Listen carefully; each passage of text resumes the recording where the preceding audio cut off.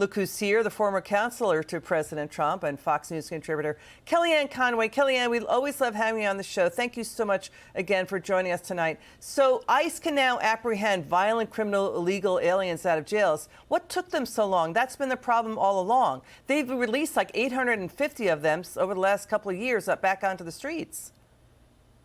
Yes, it's so great that Tom Homan, the border czar, with whom I served in the first term in a different capacity, Liz, is there not to retreat, but to reset and to redouble these efforts. You said what took so long. Well, let's just review. We all know the numbers by now, that Biden and Obama and Clinton deported more per capita than Trump has and probably ever will. But the difference is the protesting, the resisting. The difference is when you have people in power and authority, like the mayor of Minneapolis, like the governor of Minnesota, telling its citizenry, you must protest and contest and you must resist and you must record it, because it needs to be performative. We need a record of this.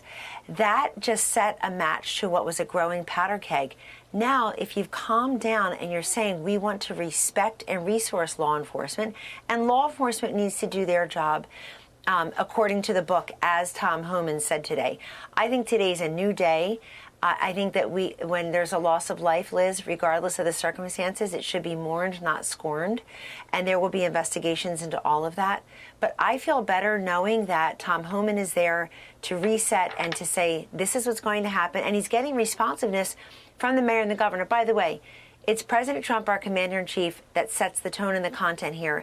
And his calls with the governor and the mayor over the weekend and the words that he said, the compassion he showed, the regret for loss of life, regardless of the circumstances. I think that is the President Trump I know, and I was glad that he did that as well. You know, thank you so much, Kellyanne, again for coming on, because you're putting the debate right where it should be. You know, the other thing, too, is Tom Homan said, quote, justice is coming to the Antifa operation, this sophisticated operation using encrypted signal apps to track ICE and attack ICE.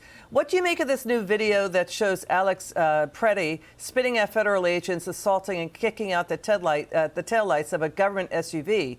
This is 11 days before he was fatally shot by agents in Minneapolis. Analysts are saying what happened to Preddy was a horrific, tragic ending to a catastrophic chain of events. The federal officers involved in the shooting are on administrative leave as per standard protocol. But, you know, Joey Jones has made this point that in that event of the shooting, we don't see the 10 minutes before the video starts. It is terrible that he was shot and killed. Renee Good as well. That's an issue. But what do you make of what you see on this video? Well, I think that it puts a lot into perspective that when the leaders of your state say we will not cooperate with law enforcement, and they're tacitly encouraging people to spit, to kick, to dox them. Tom Tillis, no friend to President Trump these days, a Republican who's retired from North Carolina in the Senate, Liz, even said today, listen, this is the world we live in now. Somebody takes a photograph of you, and the next thing you know, they have photos of your children, of your spouse, of your home, where you're having lunch, what hotel you're staying in. It's a dangerous world out there. And if we have confrontation as opposed to collaboration at the highest levels, and we don't have cooperation, federal, state, and local with our law enforcement, you know what's different, Liz? Here's what's different.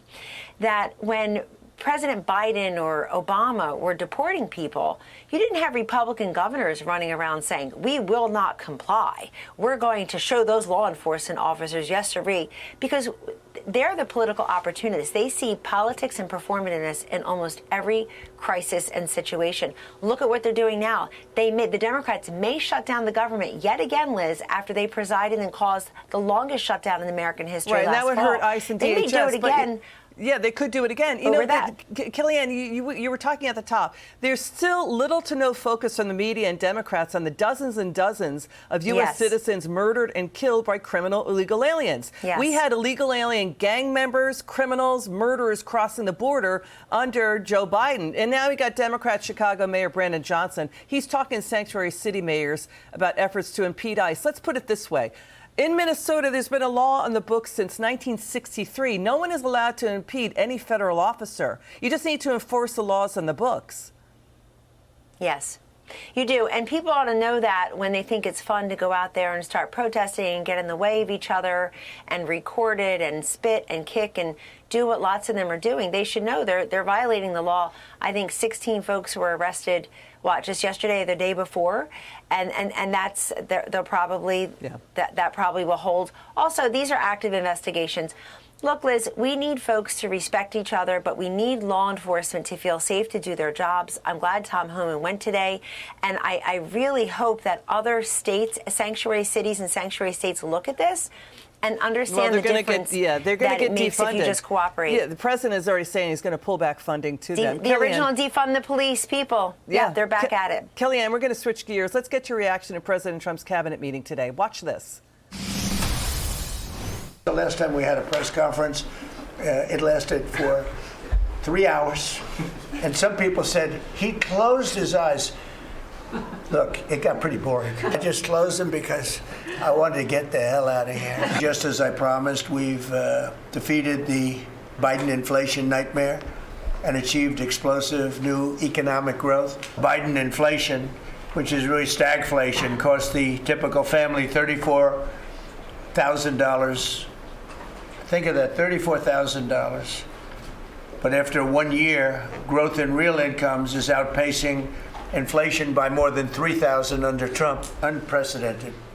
The numbers we've had on the economy and growth, you see them. And that's despite a Democrat shutdown. Without the shutdown, we would have picked up about 1.5 points more than already high numbers, record-setting numbers. So this has been, I think, and a lot of people say it, the most successful year of any administration in American history. Hopefully we won't have a shutdown. We're working on that right now. I think we're getting close. The Democrats, I don't believe, want to see it either.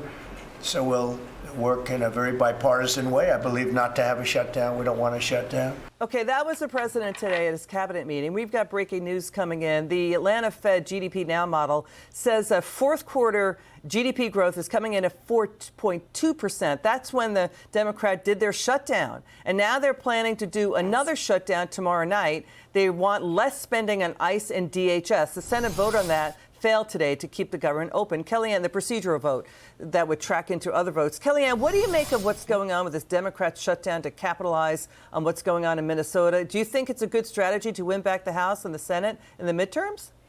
No, it's not. In fact, they're providing the split screen differential, a distinction with a difference with the Republicans. The president and his cabinet are laying forth the facts and the figures, Liz, that characterize the whole first year of success and how they're going to build on that. Besson said today we're going to have a Trump boom. We're going to have huge growth. Lutnick talked about producing more steel. They talked about producing more coal.